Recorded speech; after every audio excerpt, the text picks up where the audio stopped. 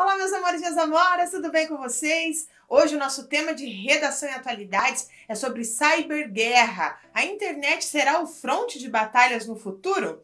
Se você tivesse que dissertar sobre este tema, o que você escreveria? Pois bem, vamos primeiro entender do que se trata.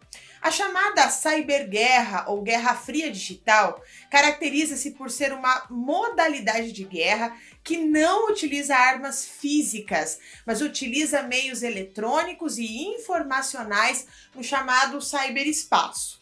Esse tipo de guerra ganhou notoriedade nos últimos anos a partir das evidências do uso de meios virtuais que interferiram em eleições, na espionagem de empresas, de pessoas públicas, ocupantes de cargos institucionais e no uso de programas robôs que infectam e danificam as usinas de enriquecimento de urânio do Irã, por exemplo, que é um país que enfrenta um governo antagônico à política norte-americana e também dos seus principais aliados geopolíticos.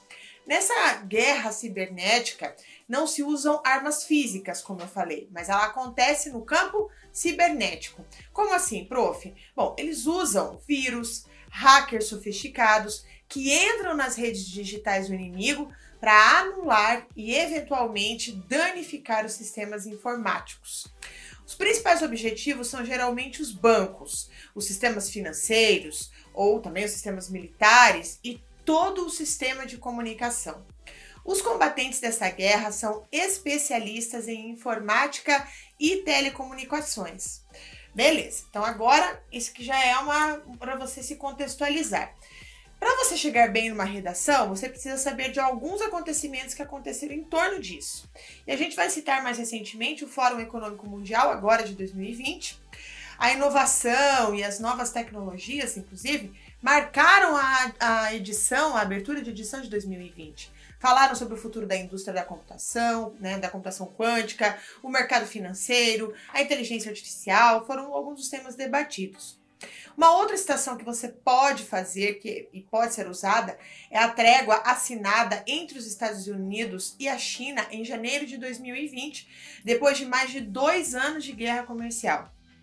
Na primeira fase do acordo, a China concordou em abrir um pouco o mercado interno e reduzir a vantagem que tem no comércio com os Estados Unidos. Se você acompanhou aí as outras notícias, enfim, você vai lembrar mais rapidamente, mas eu vou te explicar, tá? Então, por exemplo, ela vai comprar agora 200 bilhões em produtos e serviços americanos pelos próximos anos, segundo essa trégua. Mas, por enquanto, a China não mexeu nos subsídios, o que são os benefícios que dá a muitos setores industriais, como a do aço e da energia solar. Por outro lado, em contrapartida, os Estados Unidos ainda vão manter a maior parte dos 360 bilhões em tarifas que o governo propôs, que o governo impôs aos produtos chineses. O Donald Trump disse que essas tarifas vão servir para negociar uma segunda fase do acordo, que ainda nem tem data marcada, ainda mais agora com o coronavírus, enfim, isso vai demorar um pouco mais, tá? O acordo é um passo que no momento diminui o atrito entre as duas maiores potências econômicas do mundo, mas também é uma disputa pela atenção do público americano. A assinatura na Casa Branca foi programada para acontecer exatamente quando mais, estava na etapa de impeachment contra o Donald Trump, que estava finalizando lá no Congresso americano também no começo de 2020. Bom, o que aconteceu nesse contexto todo, Então, o que é essa guerra entre os Estados Unidos e a China, enfim. Então, vamos lá. Líder de mercado de equipamentos de telecomunicação, a Huawei, acho que é assim que fala o nome da empresa de telefones, tá? Foi banida dos Estados Unidos, que apontam um risco de espionagem por parte de Pequim e incentivam seus aliados europeus a excluírem o grupo chinês. Contrariando as expectativas de Washington, a empresa tem conquistado mercados emergentes, inclusive como aqui no Brasil e a Índia. Gente, a população da Índia é gigante. Então há uma competição pelo domínio mundial em questões digitais. A Huawei, vocês vão me matar, quando ouvirem eu falando isso, tá? Ela é um símbolo, mas vai muito além dela, tá? Porque Pequim né, ou seja, a capital da China, o governo da China adotou em 2015 um ambicioso programa Made in China 2025 para impulsionar suas tecnologias, juntamente com um enorme plano de investimento em infraestruturas para as rotas da seda, e, né, que é ali da Ásia para a África. Se você ainda não sabe o que é isso, é bom você dar uma pesquisada, tá?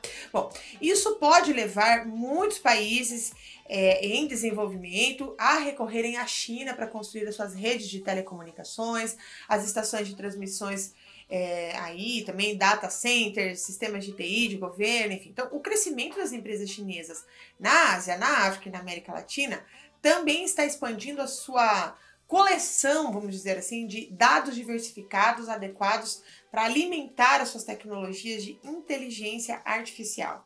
A China mostrou, inclusive, recentemente ao mundo o seu primeiro avião de passageiros fabricados em casa. Tá? Fez o mesmo com o seu primeiro trem-bala, que viaja a 400 km por hora, e com as suas estradas inteligentes que vão... Pasmem, gente, eu quando vi isso fiquei louca, tá? As estradas inteligentes na China vão recarregar carros elétricos em movimento, tá? E os seus robôs aí também tem novos satélites, enfim. Bom, símbolos que se somam às fábricas e centros de pesquisas que a Apple, por exemplo, possui em território chinês e as indústrias automotivas, como a GM, a Volkswagen, a Toyota, enfim. Tá? Então, essas e outras operações fazem parte do plano Made in China 2025, que abriu a torneira para movimentar bilhões de dólares com o objetivo de transformar o país em uma potência industrial e tecnológica. O governo chinês disse abertamente que quer deixar para trás a sua reputação, tá, de fornecedora de sapatos, roupas, brinquedos baratos e que quer, né, e o objetivo dele, quer passar de um país de mão de obra de baixo custo a um país de engenheiros. Esse é o projeto da China, tá? O plano com o qual quer conquistar o mundo, vamos dizer assim, né, é o mesmo que o presidente dos Estados Unidos, o Donald Trump, avaliou como roubo de tecnologia que ameaça a segurança nacional e a livre concorrência e que agora está no centro de uma potencial guerra tarifária entre os dois países, que a gente também acompanha aí nos noticiários, né? Sempre aquela coisa, vai aumentar os impostos. Bom, lembra-se da expressão da Guerra Fria cortina de ferro? A expressão da Guerra Fria para fazer referência ao mundo dividido em países capitalistas e países socialistas, que à época eram representados pelos Estados Unidos e a União Soviética, hoje é utilizado para referenciar a disputa por mercados e espaços de implantação de tecnologia entre os Estados Unidos e a China. Você pode usar esse termo, inclusive, na sua redação. Em 2019, o governo americano estabeleceu uma lista com proibição comercial a várias empresas chinesas.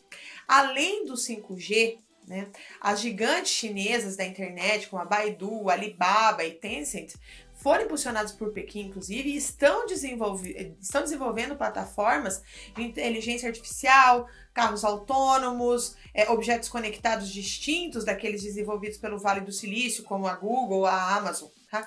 Também é muito importante você saber aqui o que é a internet das coisas ou indústria 4.0 para você encaixar melhor ainda esse discurso, tá? Mas olha, a preocupação é que existem dois tipos de sistema que seriam compatíveis. Então, a tecnologia é uma questão de poder, né? Então, a bipolarização está ocorrendo. A bipolarização. Eita! Bom, né? Então, a guerra comercial entre os Estados Unidos e a China já se tornou digital, com o desenvolvimento da tecnologia 5G no ponto de mira, o que causou temor entre os investidores lá em Wall Street, na Bolsa de Valores, né, que penalizaram as empresas tecnológicas americanas com interesses na China, com um rebaixamento médio de 15% das suas ações agora no mês de fevereiro de 2020.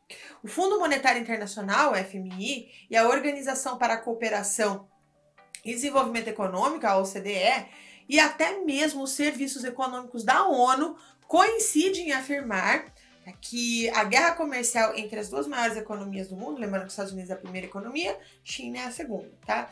Essa guerra comercial são responsáveis por 1/3 do comércio mundial, né? Essas duas economias, perdão, tá? E essa guerra vai prejudicar os consumidores, as empresas e mais tarde, inclusive, o crescimento econômico global. Se na sua prova chegar o termo Guerra Fria Tecnológica, Como que você vai falar ainda mais sobre isso? Né? Você precisa entender o que é isso. Então a gente precisa falar sobre o desenvolvimento do 5G, pois essa tecnologia deve oferecer uma largura de banda e uma velocidade jamais vistas até agora, e os especialistas a vinculam estreitamente com o desenvolvimento da internet das coisas. O que é isso? O que é a internet das coisas? É o uso de veículos autônomos, né? Os projetos relacionados com inteligência artificial de uma forma geral, né? Cidades inteligentes e tudo mais. O calcanhar de Aquiles para a China, né, no caso ali também, e também é para as empresas dos Estados Unidos, é que a mudança de paradigma necessita em grande parte de fabricantes americanas e semicondutores e componentes. Então essas empresas, elas são responsáveis pela fabricação de chips para smartphones, videogames, data centers, que são as mais expostas à guerra digital. Então os Estados Unidos foram responsáveis, só para você ter uma ideia, por aproximadamente metade dos 470 bilhões de dólares procedentes de chips vendidos no mundo todo. E a China foi seu principal mercado. Então isso a gente precisa entender aí como que se relacionam esses países, até para entender o que isso pode nos afetar. Então a empresa que mais emblematicamente se vê atingida nesse fogo cruzado é uma empresa chamada Qualcomm. Então a companhia é lá de São Diego, nos Estados Unidos, que efetuou 2/3 das suas vendas do último ano fiscal à China e perdeu em um mês 23,58% do seu valor de índice na Nasdaq, né, que é a linha, né, que vê todo o valor da empresa, né, de tecnologia. A mesma perda mensal foi registrada pela Macon Tecnologias, né, enquanto a Skyward Solution caiu 20% no mês de fevereiro também, tá? A Intel também caiu e tudo mais. Então, a guerra comercial, ao se transformar em digital, traz incertezas aos investidores que apoiam essas empresas, muito expostas à comercialização com a China, enquanto outras companhias que produzem diretamente em território chinês, como a Apple, temem o olho por olho, dente por dente, ou seja, né? Aí eles usam a lei do talião para explicar que talvez a Apple esteja alvo de represálias. Só para você ter uma ideia, a Apple perdeu 5,3% do seu valor na penúltima semana e nada menos do que 12,4% em um mês, se afastando aí cada vez mais da luta ali pelo 1 trilhão de capitalização que mantém com a Amazon e a Microsoft. Então, no caso da companhia da maçã, né, o medo dos investidores reside no fato de que, assim como a Huawei, né, que é a marca símbolo da China, não me matem, tá? O iPhone é um estandarte americano que pode ser alvo dos chineses. Entende que agora a gente está falando de uma guerra que não é uma guerra normal como a gente entende, mas é uma guerra digital. Outro terreno menos conhecido, mas que também preocupa os investidores, é o dos calçados esportivos, que ficarão mais caros com as novas tarifas, pois 75% do que é consumido nos Estados Unidos é fabricado na China, tá? Apesar de que o Vietnã tem ganhado cada vez mais peso nessa indústria. As ações da Nike perderam 7%, tá, no mês de janeiro, enquanto as da Foot Locker, que é um grande varejista de setor de roupas, calçados esportivos, caíram até 25%, sobretudo na última semana de janeiro, também devido aos seus maus resultados corporativos. Tá? Nós também temos aí mais de 170 companhias, entre elas multinacionais como Nike, Adidas, que pediram ao presidente dos Estados Unidos que elimine os calçados da lista dos produtos chineses, cujas importações podem ser sobretaxadas em 25%. Tá? Isso sem falar nos agricultores, tá? Que o Trump precisou, inclusive, aprovar um pacote de ajuda ao setor da agricultura de 16 bilhões de dólares para atenuar os efeitos da disputa comercial com a China. Olha só. E aí nós temos alguns elementos que lembram a Guerra Fria, só que agora num contexto digital. Tá? Então, por exemplo, cyberataques, cyberespionagem, cyberterrorismo. Então, no passado era o ataque, a espionagem e o terrorismo. Hoje a gente usa a palavra cyber na frente. Então, qual que é a situação do cyberataque? Estados Unidos e China se revezam na liderança do ranking de maior quantidade de computadores zumbis, que são máquinas que operam sob controle de remetentes, de spams, malwares, né, que são softwares de invasão.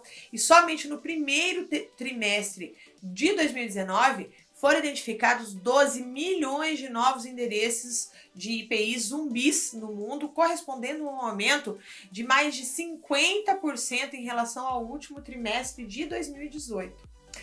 Bom, e Carla, qual que é a situação da ciberespionagem? Um outro aspecto que lembra os tempos da Guerra Fria é a espionagem. Então, para analistas em segurança, a ciberespionagem na internet seria, vamos dizer assim, o primeiro estágio da ciberguerra. É isso. Tá? Então, a invasão de redes de computadores, como as ocorridas na Estônia, na Geórgia, nos Estados Unidos, permite, por exemplo, que os invasores avaliem os aparatos de defesa do inimigo de maneira a conhecer as suas fragilidades e até mesmo preparar futuros ataques reais que não sejam exatamente virtuais. Então não é que fica só no campo virtual, tá? Esse campo virtual pode ajudar a ataques de verdade, tá?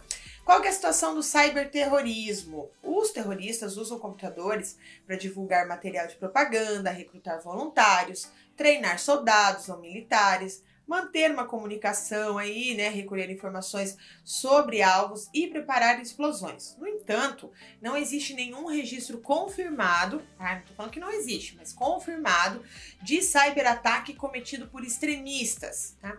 E a despeito de surtos terem ocorrido após atentados, principalmente atentados físicos, na Ásia e no Oriente Médio no início de 2020, como por exemplo a questão lá do Soleimani. E uma outra questão importante é o apagão, que é o maior risco de ciberataque, que envolve a manipulação de sistemas chamados SCADA, que seria ali em português seria o Sistema de Supervisão de Aquisição de Dados, que controlam, no caso, os serviços essenciais, como por exemplo o tráfego aéreo, a energia elétrica. Então, no Brasil, o Operador Nacional de Sistema Elétrico confirmou que 2 dias depois do apagão que atingiu 18 estados recentemente, afetou 70 milhões de pessoas, tá? E também um outro apagão que aconteceu em 2009, tá? Que também aí a rede foi invadida e aconteceu aí desastres no Brasil. Então, inclusive, a ONS controla o Sistema Interligado de Produção e Distribuição de Energia Elétrica.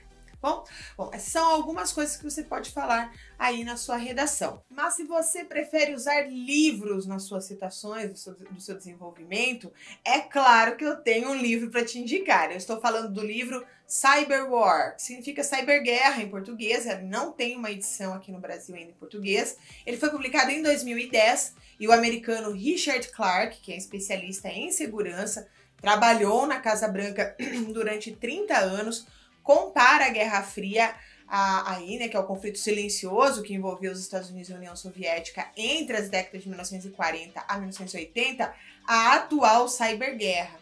Segundo ele, o fenômeno da guerra cibernética é cercado por tanto sigilo governamental que faz a Guerra Fria parecer uma época de abertura e transparência, tá? Então, para ele, grupos de soldados digitais poderão invadir e controlar o ciberespaço inimigo, que abrange a internet e redes que supostamente não estão conectados à web. Então, como sistemas, mas que rede é essa? Assim, como sistemas de controle de tráfego aéreo, que eu acabei de falar, transações financeiras, organizações militares, também de companhias de telecomunicações, energia elétrica, abastecimento de água, ou seja, uma invasão cibernética causaria tanto ou mais caos e mortes numa nação do que um bombardeio, se pensar nesse mesmo, sem mesmo que os soldados precisassem sair do quartel-general. Então, Clarke é presidente, inclusive, da Good Harbor Consulting, que é uma companhia que traça planos estratégicos de segurança para governos e empresas, por isso que ele tem essa visão tão grande, E o teor alarmista, supostamente, o ajudaria a abocanhar contratos generosos. Então, o ex-almirante Michel McConnell, que é amigo de referência constante de Clarke no livro, foi diretor de inteligência nacional americana e hoje é vice-presidente da consultoria estratégica da Booz Allen Hamilton. Tá? Essa empresa fechou em 2010, um contrato no valor de se eu não me engano, quase 35 milhões de dólares para ajudar o Pentágono a incrementar o seu comando cibernético e apoiar pesquisas na área de segurança. Ou seja, tá todo mundo trabalhando nessa área porque é muito importante. Bom, você vai dizer, professora, mas aí é muito alarmismo, né? Independente, alarmismo ou não, o fato é que as nações estão se movendo no campo de batalha digital. Em março de 2009, tá? O governo americano, lá em 2009, já havia anunciado um investimento de 355 milhões de dólares em um programa de defesa virtual. Um mês depois do lançamento, o presidente russo, à época, né, que era o Dmitry Medvedev, assinou um decreto de estratégia da segurança nacional do país, que frisava a importância desse tipo de proteção. A Rússia, aliás, é suspeita de ter comandado 2 ataques digitais contra a Estônia e a Geórgia em 2007 e 2008, respectivamente. A Coreia do Sul planejava criar uma divisão no exército em 2012, mas adiantou seus planos em janeiro de 2010, quando ela sofreu um ataque de hackers norte-coreanos também em 2009. Então, no último mês de setembro, os militares brasileiros, inclusive, nisso em 2010, tá? Em setembro de 2010, os militares brasileiros lançaram seu próprio centro de defesa cibernética. Os investimentos são bem modestos, tá? O nosso exército anunciou uma compra à época de 37 mil licenças de antivírus da companhia espanhola Panda Security, que também, né, deu treinamentos aos soldados, enfim, é claro que ela cobrou por isso, tá? Os países estão melhorando as suas defesas e buscando maneiras de reagir a um ataque, né? Isso caso venham a ser atacados. A gente precisa, né, no caso aí, estar preparados, entender o funcionamento, saber quais são as grandes empresas, saber aí quais são as formas de ataque, né? Como eu acabei de explicar aqui alguns deles, algumas formas que eu acabei de explicar. As ações do governo da China, nos últimos anos, justificam qualquer investimento feito em segurança digital. Para você ter uma ideia, o governo chinês encontrou no ciberespaço digital uma chance de superar ou perturbar os seus rivais americanos, como a gente viu aqui lá no começo da nossa aula. Inclusive, o americano Jeffrey Carr, que é consultor de segurança cibernética do governo americano e também, né, o autor de um livro chamado Inside Cyber Warfare, né, ou seja, dentro da cyberguerra, também não tem edição no Brasil.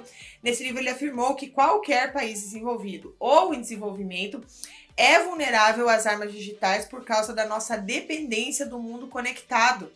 Olha só, aí a gente fica conectado mesmo, né? Então, na última década, os chineses foram acusados de derrubar sites de oponentes políticos como Taiwan, os Estados Unidos, espionar o líder tibetano Dalai Lama, diplomatas políticos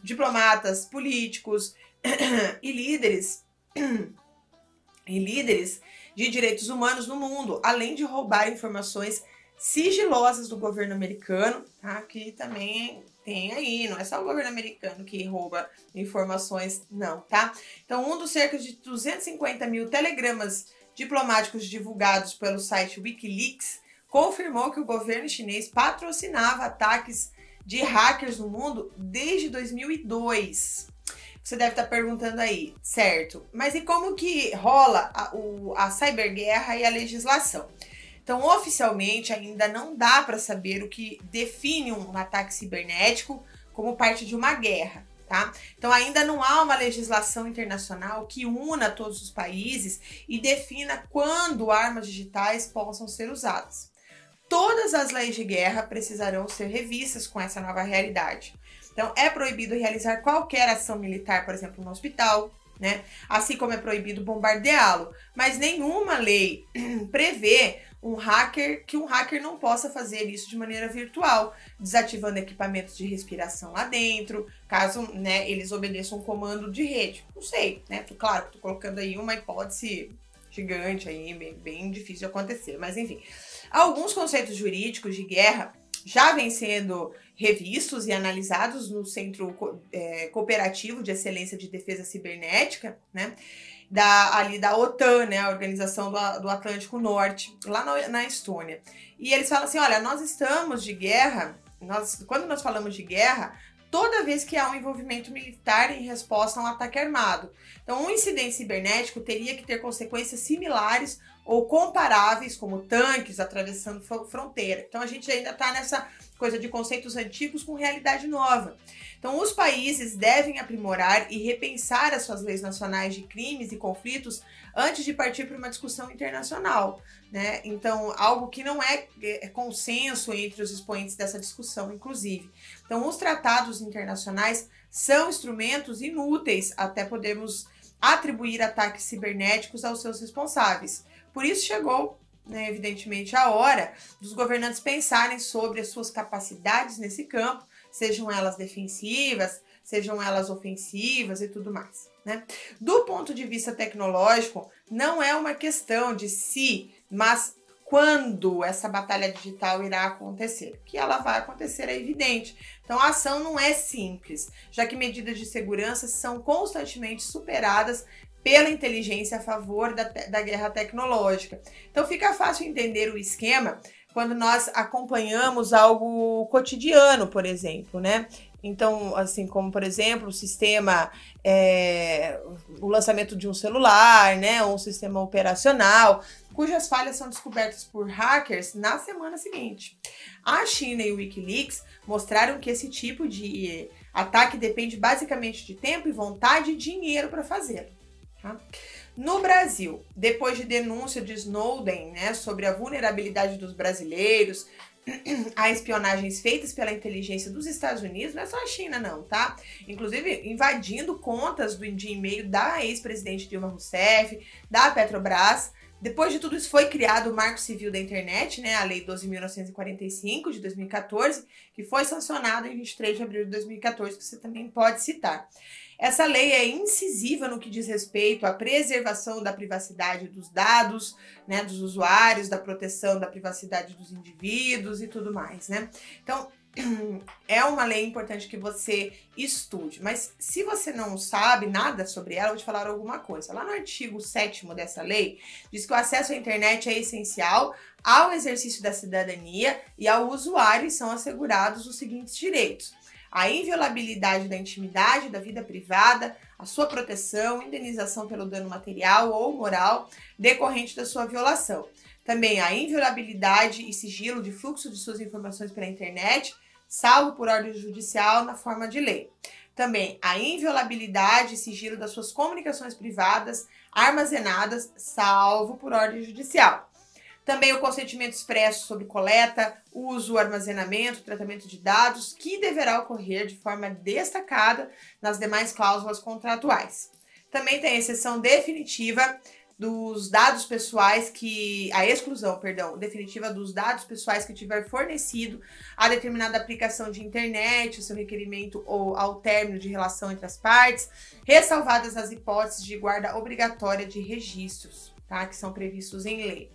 No artigo 8º, está lá a garantia do direito à privacidade, à liberdade de expressão nas comunicações, que isso é uma condição do pleno exercício do direito ao acesso à internet.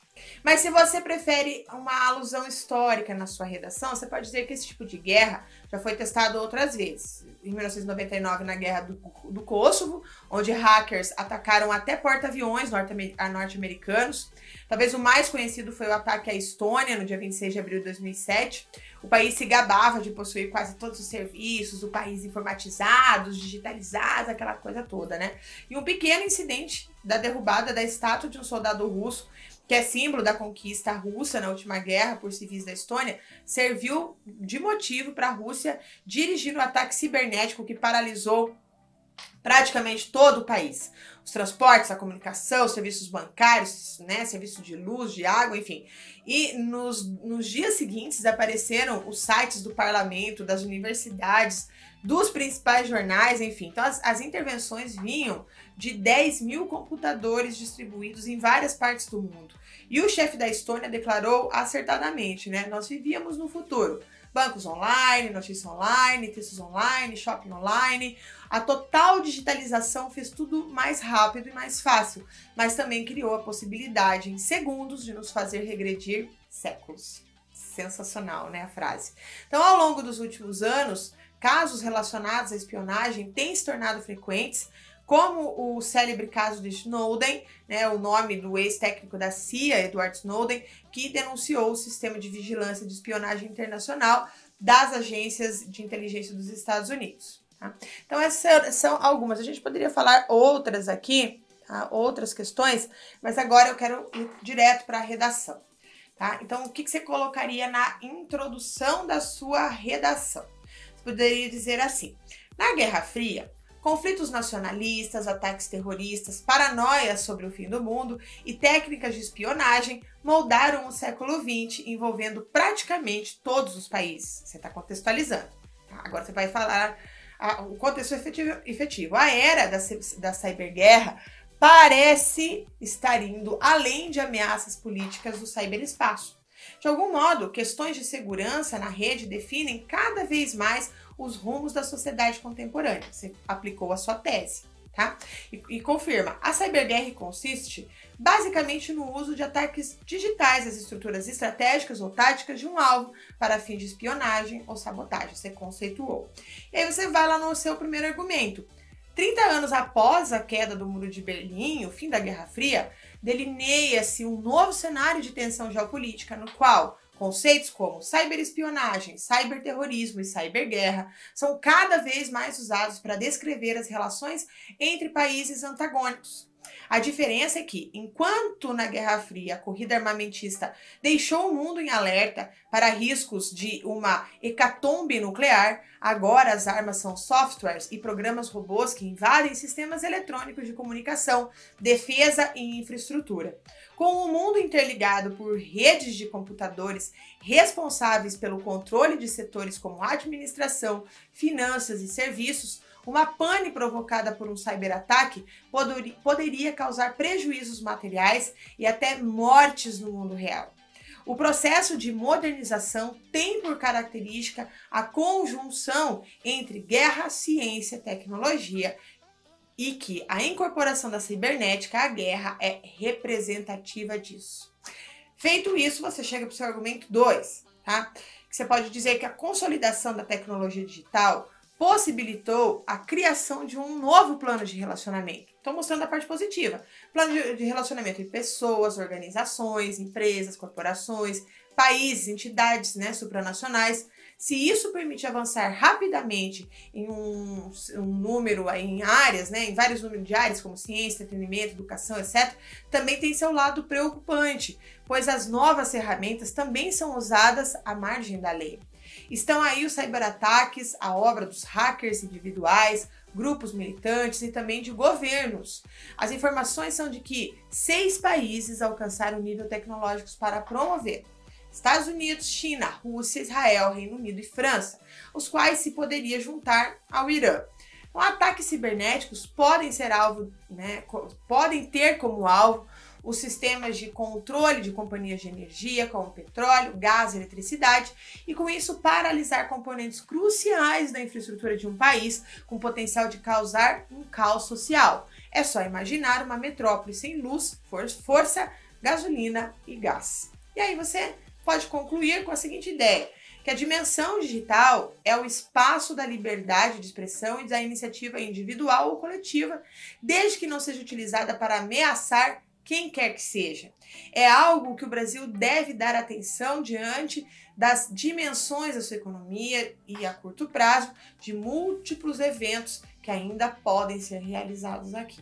Bom, então esses seriam aí alguns argumentos, contextualizei para você, né, te expliquei o que vem a ser a ciberguerra e agora você está cheio de argumentos, citações, dados, enfim, para apresentar na sua redação, e agora é com você. Vai aí, faça sua redação desta semana para que você possa brilhar no momento da sua prova. Não se esqueça de dar like nesse vídeo, comenta aí, diga aí se você está gostando, se não está gostando, o que você está querendo mais ou menos, e aí a gente sempre está aqui para te ouvir e melhorar aqui as nossas aulas. Um grande beijo e até a próxima!